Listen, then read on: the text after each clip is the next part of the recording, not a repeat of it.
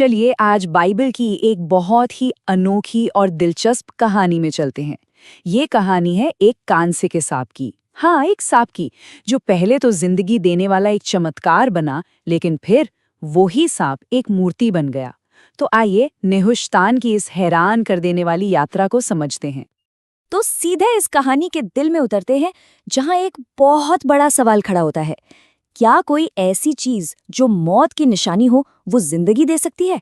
सुनने में बड़ा अजीब लगता है ना। इस विरोधाभास को समझने के लिए हमें शुरुआत करनी होगी रेगिस्तान में पैदा हुए एक भयानक संकट से।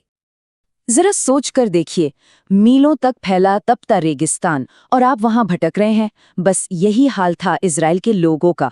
उनकी यात्रा बहुत लंबी थी, मुश्किलें खत्म ही नहीं हो रही थीं और अब उनके सब्र का बांध टूट रहा था। और बस यहीं से बात बिगड़नी शुरू होती है।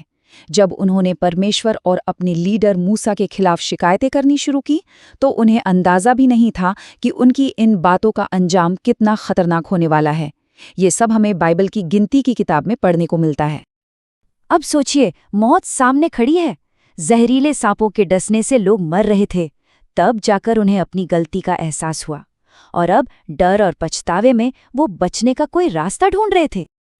लेकिन परमेश्वर का जो सल्यूशन था वो बड़ा अनोखा था। उन्होंने जो रास्ता दिखाया उसके लिए सिर्फ विश्वास ही नहीं, बल्कि एक खास तरह की आज्ञा का पालन करना भी जरूरी था। तो देखिए, ये एक पूरी प्रक्रिया थी। शिकायत से सजा, फिर पछतावा और फिर एक अजीब से समाधान के जरिए आज्ञाकारिता। और ये बात समझना बहुत ज्यादा जरूरी है। उस कांसे के सांप में अपने आप में कोई जादुई शक्ति नहीं थी, बिल्कुल नहीं।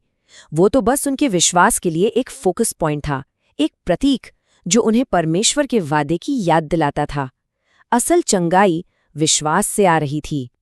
लेकिन रुकिए, कहानी अभी खत्म नहीं हुई है। ये सिर्फ एक पुराना चमत्कार नहीं था।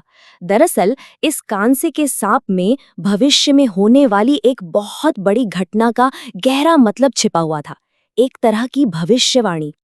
कई सौ साल बाद जानते हैं किसने इस घटना का जिक्र किया? खुद यीशु ने। उन्होंने ही इसके असली आध्यात्मिक रहस्य को दुनिया के सामने खोला, जैसा कि हम यूहन्ना की किताब में पढ़ते हैं। और यहाँ पर ये जो समानता है वो बिल्कुल साफ है।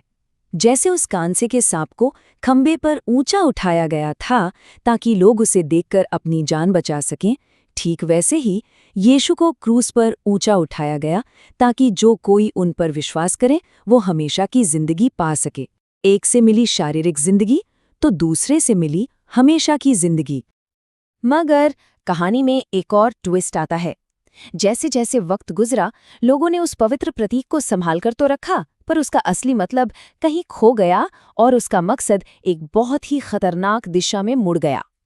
सोचिए जरा, जो चीज कभी परमेश्वर की दया और बचाव की निशानी थी, वो धीरे धीरे पता ही नहीं चला कब खुद ही पूजा की एक चीज बन गई।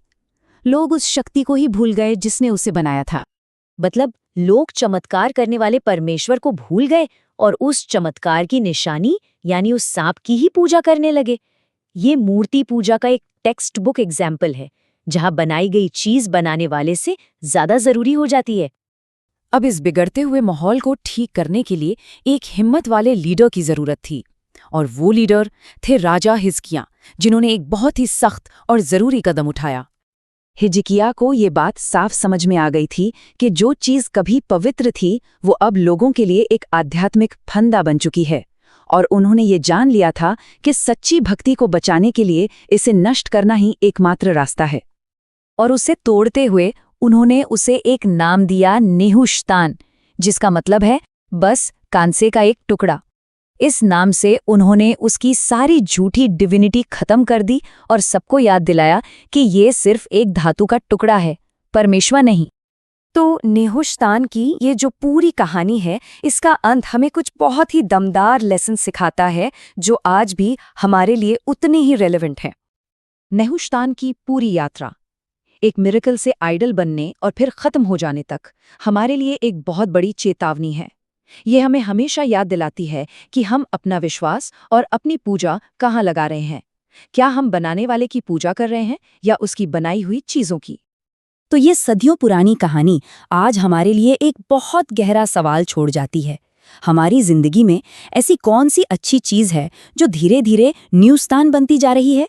ये एक ऐसा सवाल है जो हमें याद दिलाता है कि हमें हमेशा अपना ध्यान उस पर रखना चाहिए जो सच में मायने रखता है।